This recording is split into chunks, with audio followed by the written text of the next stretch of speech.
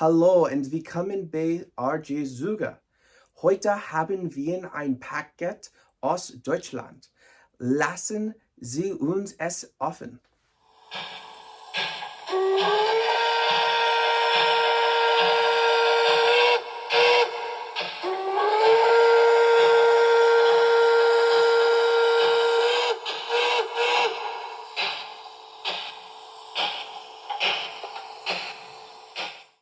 Make sure to use code RJTRAINS at trains.com for $10 off any order $50 or more.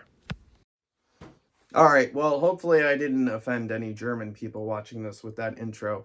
But for those of you who may not know German, but you could probably tell by that intro just now, today we just got a package in from Germany. So let's open it up and take a look at what I think is one of MTH's most amazing models ever, and perhaps one of the most amazing models ever produced ever in American O-scale 3-rail trains. So let's open up the box. Oh boy. Here it is, actually all out of the box. Good gracious. This thing is gorgeous. Comes with this really nice decorative wooden base, which you can actually wire up for operations, so you can have it running in place on display. But let me unscrew this, get it off, get it on the track, and we'll talk a little bit about this model. And so here it is in all of its glory. It is the MTH Premier Proto Sound 3 Deutsche Bahn BR44 number 339. Now, for those of you who may not know, in the late 2000s, early 2010s, MTH produced a line of European O-scale models to try and break into the European market. They produced several locomotives, freight cars, and the whole 9 yards, but due to a variety of reasons, the line never really worked out. But because of the higher standard of detail required in O-scale by other European manufacturers, these MTH locomotives are by far some of the most detailed locomotives ever made in O-scale, and I think the BR44 here takes the cake. So let's divulge into a little bit about the history of a BR44, because it's not that common in the United States, as well as an overview of the model itself. So first, let's get into the history. The BR44s were a 210 freight locomotive, and over 1,000 of these were built in Germany starting in the late 1920s until the late 1940s. They were primarily assigned to long, heavy freight trains, and they excelled at their jobs. The Germans continued to tweak this design and built locomotives similar to the Class 44 well into the 1950s. And when I was in Germany last fall, I actually saw a Class 50, which was based on the Class 44 that you see here. It was a 210 assigned to freight duty. Number 44339 here was built in 1941 in Kassel, Germany. In February of 1945, it was actually marked for scrap by the German railway.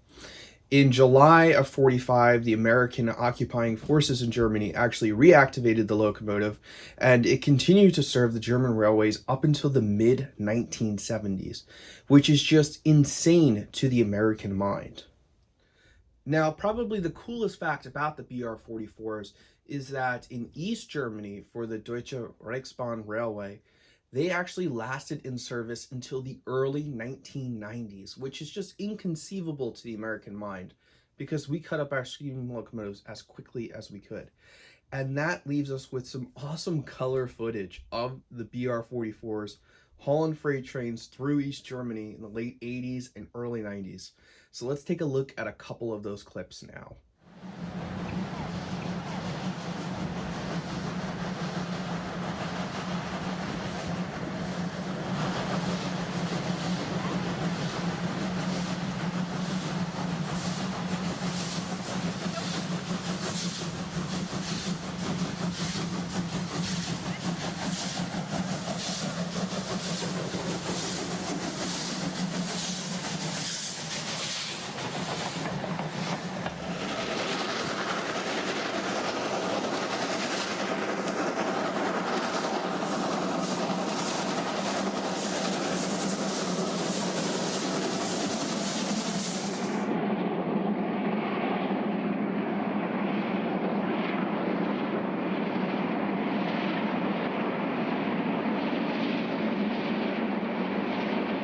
Now, onto the model itself. This is an MTH Premier model produced in the early 2010s with Protosound 3.0 as well as with DCC. Now, one thing that's different than a lot of other American locomotives is that this one was actually designed to operate on two rail. It's a two-rail locomotive. But the great thing about MTH is that all of their two-rail locomotives, even those that were sold in Europe, were backwards compatibility designed to be able to operate on three rails. So in the packaging, MTH included pickup rollers, and all it takes is two screws in and out, you flip a couple switches, and suddenly this thing becomes three-rail operable. So that's what I did, because this is actually a two-rail model. Now, I do have to give a word of caution for anybody who might find an MTH two-rail steam locomotive like this one and think, hey, that'll be great for my layout. The truth is that these two-rail MTH steam locomotives, especially these larger ones, really can only operate on Atlas track because of the design of the rail profile. And they definitely need larger curves as well as, very good laid track. If you have guardrails, you have bumpy track, these two-rail locomotives aren't going to work on your layout. And yes, that stinks, but part of the reason why I went with Atlas track was so I'd be able to buy two-rail locomotives and convert them to three rails. So this layout was designed for hopefully having an engine just like this in the collection one day. And of course, as I've stated multiple times, just look at all of the detailing on this locomotive, all the add-on, extra fittings, the piping, and then the running gear. Good Lord, the red paint on the running gear, just gorgeous. The cab, it's hard to describe how much better this is than any other O-scale locomotive I have, whether made by MTH, Lionel. The European manufacturers, the European market just has a higher standard of details, and these European locomotives, both my British and German ones, are just at such a higher level for the price point compared to American locomotives. It's honestly, you look at the American ones and you're like, what the heck? Year. I do want to point out, what year this locomotive is depicted in terms of livery, because obviously Germany has its own history, a lot of it not really good, and so MTH here depicted the BR44 in its Era 3B. Era 3B is the time in Germany between the mid-1950s to early 1970s. So, and a couple of other things that shows that this isn't actually a World War II era stylized locomotive is the DB on the cab. Deutsche Bahn was the West German railway. Deutsche Reichsbahn was the one that operated in Germany before and during World War II and in East Germany after the war. So because it has that DB on the cab, it's West Germany. Also on the buffer beam, you have a date of 1962. So that means that the locomotive was repainted in 1962. And in 1968, the locomotive was renumbered to 44339-0. So the livery that this locomotive is in is actually of a period between 1962 and 1968, not a World War II era livery. So hopefully that makes some people feel a little bit more comfortable with the locomotive. And so last but not least, I'm sure there are a lot of people wondering, RJ, well, how the heck did you find this ultra rare locomotive that's very, very hard to find? And well, let's just say I know a guy who knows a guy who knows another guy. And then when I found the guy, I'm gonna make him an offer he can't refuse. And then next thing you know, I have a BR44 here on the line. Hendrik, hast du dir mal die Kornstangen angeguckt? Nee, wieso? Was ist denn mit denen?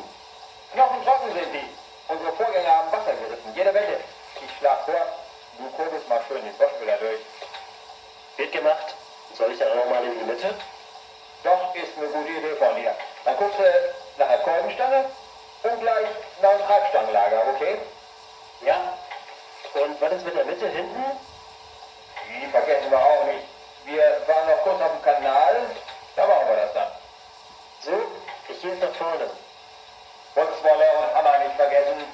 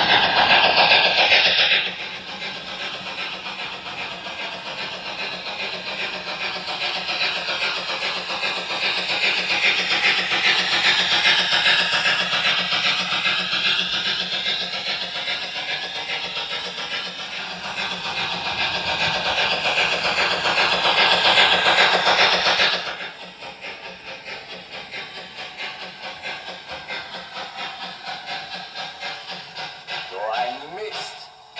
Was ist denn jetzt wieder los, Fritz? Henrik, wir müssen rechts raus.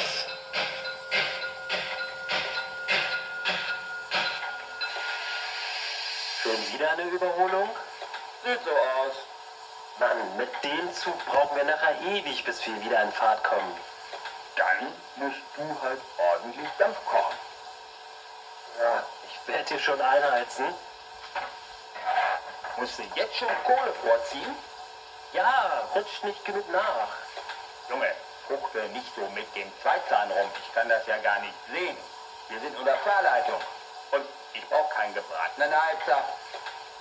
Ich pass schon auf, Fritz. Ich mach das doch nicht zum ersten Mal. Hendrik, schau mal zum Kamin. Meinst du nicht, dass das ein bisschen arg schwarz ist? Mann, Mann, Mann. Hast ja recht, Fritz. Aber viel Kohle macht halt viel Rauch. Wir haben ja schließlich 2000 Tonnen hinten dran hängen. Trotzdem, Hendrik, der ganze Qualm. Wir müssen ja nicht gleich ganz Münster einnebeln. Vielleicht haben wir heute schlechte Kohle dabei? Quatsch, mach mal die Feuertür ein bisschen auf. Aber nicht zu viel. Und dann den Bläser ein bisschen stärker. Ja, ja, Herr Hauptlokführer. Zu Befehl. Und jetzt? Ja, das sieht doch gleich viel besser aus. Dampf und Wasser haben wir auch genug. Ja, dann kann's ja losgehen. So, wir sind dran.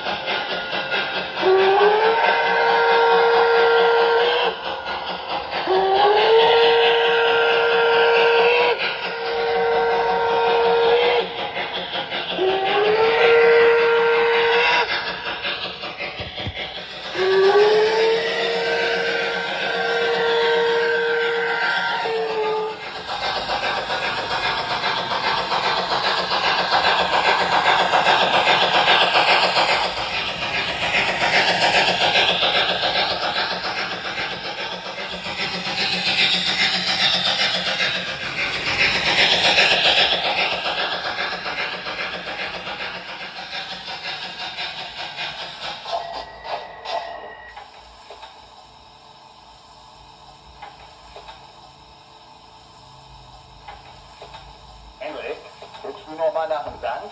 Wir haben ja heute bei einer Messe das Kohlen verbraucht. Ja, ich kletter da gleich mal hoch. Ich fasse dir schon mal passend, aber verbrenn dir nicht wieder die Pfoten an den Sicherheitsventilen. Handschuhe anziehen, Junge. Mach ich. Mir tun die Finger ja noch immer weh.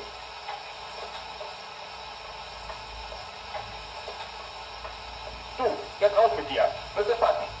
Das soll passen? Im Leben nicht. Du bist zu weit gefahren. Verdammt, ja. Warte, noch einen Moment.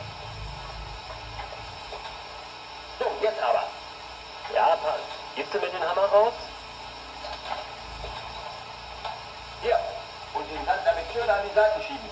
Nicht, dass so ein Neumannsfluger wieder was zu meckern hat. Ja. Wofür wollte ich denn wohl den Hammer haben?